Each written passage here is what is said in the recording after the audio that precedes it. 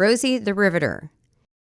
It was the universal name given to any of 3 million women who entered the workforce during World War II. These women weren't just riveters, but performed a wide variety of jobs that most Americans formerly thought only men could do. They worked in shipyards, made ammunition, manufactured vehicles, and were riveters in aircraft factories in scores of locations throughout the country. Because of them, the United States became the arsenal of democracy, equipping not just our own military, but those of our allies as well. Betty Futch was only 15 in 1943 when her cousin asked if she was interested in leaving St. Louis, Missouri, for Bremerton, Washington, to work in that city's shipyards. Betty jumped at the chance. Once there, she landed the job, but only after fudging on her birth date, adding 2 years to her age. She spent the rest of the war doing a variety of jobs. It was hard, dangerous work, but Betty was thrilled to do her part in winning the war. I caught hot rivets. I didn't actually use a rivet gun, ever.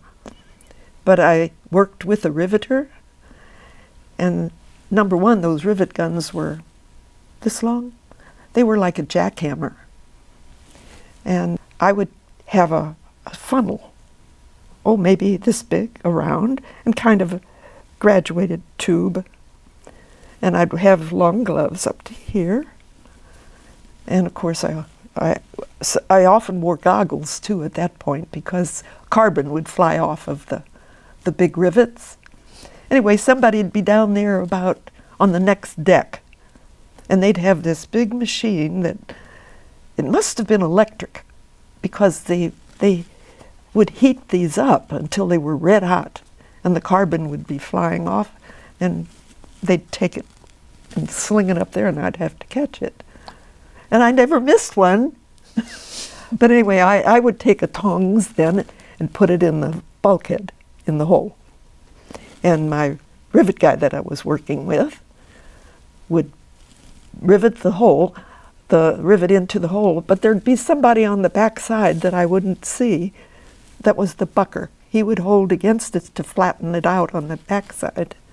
You know what they were doing at that time was reinforcing the deck steel, putting another layer of steel.